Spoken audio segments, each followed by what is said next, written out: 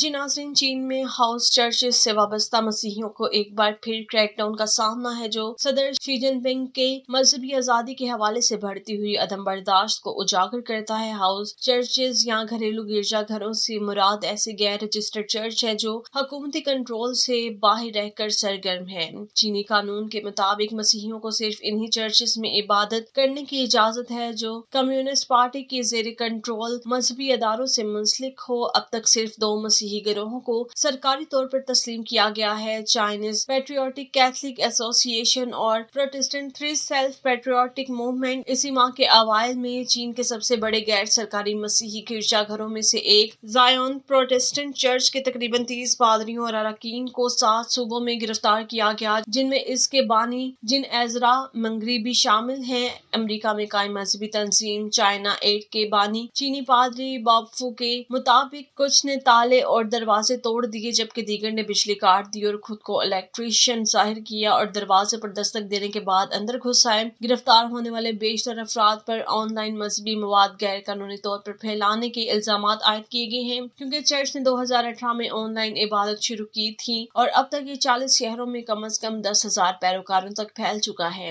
Germany के मजहबी आजादी के कमिश्नर थॉमस राखेल ने एक्स पर पोस्ट में मजहबी आजादी की खिलाफ वर्जी की मजम्मत की और तमाम गिरफ्तार शुदगान की रिहाई का मुतालबा किया। अमरीकी वजीर खारजा मार्को रूबियो ने भी चीन के इक़दामात पर तनकीद करते हुए कहा कि गिरफ्तार शुदगान को फौरी तौर पर रिहा किया जाए और तमाम मजहबी अफराद को बिला खौफ व खतर इबादत की इजाजत दी जाए। रूबियो ने अपने बयान में कहा कि ये क्रैकडाउन इस बात का मजीद सबूत है कि चीनी कम्युनिस्ट पार्टी इन मसीहियों से दुश्मनी रखती है जो अपनी इबादत में पार्टी की मुदाखलत को मुस्तरद करते हैं और गैर रजिस्टर्ड हाउस चर्चेस में इबादत को तरजीह देते हैं। चीनी वज़ारत खारजा ने रूबियो की तनकीद को मुस्तरद करते हुए कहा कि बीजिंग मजहबी मामलात को कानून के मुताबिक मंजूम करता है और शहरियों की अकीदा रखने और मामूल की मजहबी सरगर्मियों की आज़ादी का एहतराम करता है। जर्मन न्यूज एजेंसी DPA के मुताबिक वज़ारत खारजा के तर्जुमान लिन जियान ने कहा है कि अमरीका को बीजिंग के अंदरूनी मामलात में मुदाखलत नहीं करनी चाहिए। प्यो रिसर्च के मुताबिक चीनी सरकार अदाद शुमार के मुताबिक मुल्क की सिर्फ 2% आबादी यानी तकरीबन 2.9 से 4.4 करोड़ अफराद मसीही हैं, लेकिन इन अदाद शुमार में हाउस चर्चेस के अरकान शामिल नहीं। कई मजहबी माहिरीन का अंदाजा है कि चीन में मजमूई तौर पर करोड़ों मसीही हैं, जिनमें गैर रजिस्टर्ड चर्चेस के पैरोकार भी शामिल हैं। बाबफू ने